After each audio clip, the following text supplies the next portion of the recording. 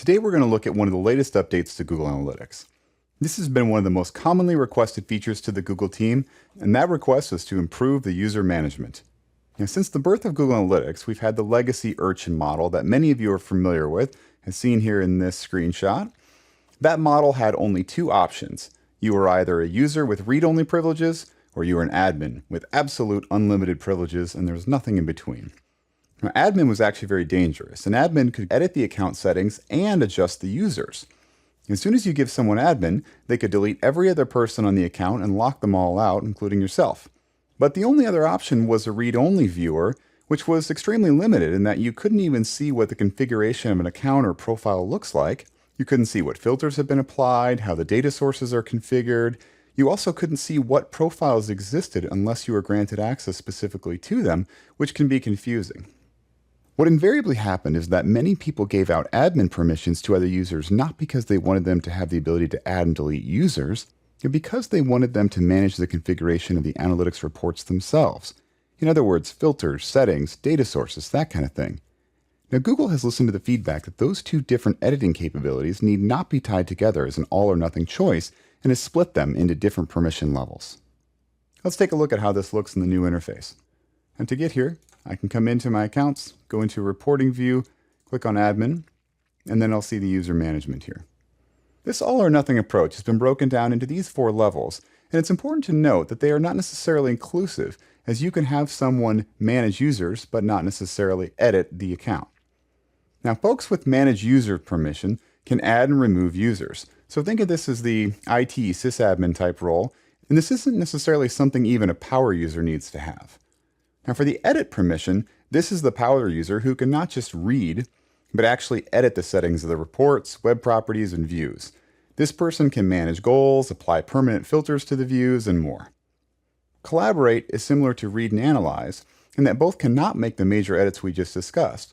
But while the read and analyze role can only create and share their own personal assets, such as notes stored as annotations, the collaborate permission allows that person to edit shared assets, such as the shared dashboards or annotations. It's important to notice this note over here that permissions are assigned at the property or view level.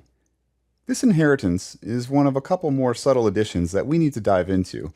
But before we go down that route, if you're unfamiliar with the details of how Google Analytics structures accounts into web properties and views, I suggest you take a few minutes to watch the movie in this chapter about the account hierarchy, as the new user permissions model relies heavily upon this, and to point out something that is a little different under this user model.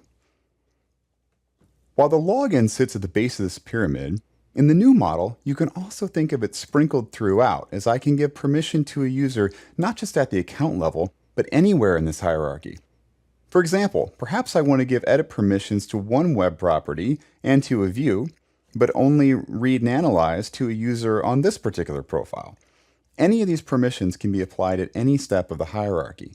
There are a few gotchas to keep in mind, however. Permissions are inherited or cascaded, and what this means is that if I give a permission at the account level, it will be cascaded down to the web properties and to the views. And it's also important to note that I can change the different permission levels at each step, but they cannot be reduced, only increased. For example, if I gave an admin role here where I can edit at the account level, that edit permission would be cascaded down to the properties and the views. I couldn't then turn around and say that someone could edit throughout the entire account, but only read and analyze at the view level. That just wouldn't make sense. I could, however, say that someone has the ability to view the entire account, but even more permission over a particular web property or view that they are the admin of, and I can apply stronger permissions there, such as edit or manage users. In case that's confusing, let's take a look at how this actually works with the real-life example by adding a new user to each level. Switching back to my web browser here, we'll go ahead and add my colleague Dave Booth, who some of you may know from the other Lynda courses. We're here at the entire account level, and I want to make sure that Dave has the ability to collaborate throughout the entire account, so I'll check that.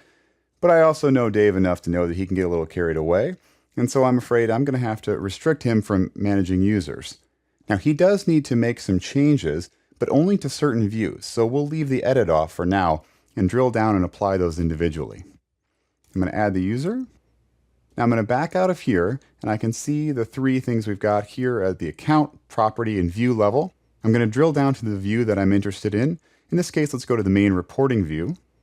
Click User Management, and I can see that Dave is here, and those permissions have been inherited from the account level. In this particular one, I can go ahead and add that I want him to be able to edit this profile. Then I can switch to another view, maybe this test sandbox one. And maybe in this case, I want Dave to be able to add different users to the test one here in the sandbox. I don't care as much about that. I'm not as concerned. So I can select Manage Users and edit on that one. However, here on the raw data, this is one where I don't want anyone to add any filters or do anything to upset this data. I want to make sure that that one is going to remain here without edit or manage users capability. Now, if you ever want to go back and look at the different settings you just set for each of those different views, one thing you can do is go up to the account level and click on the name of the person. What it's going to show are all the various permissions set for that person at the various levels. So in this case, I can see that the entire account has collaborate, read, and analyze, but down in each of these individual views, there are individual permissions set for each one. Although there's a little more complexity now with the increased options, I think you'll find that it's much better suited to the realities of most businesses and organizations in terms of structure and permissions.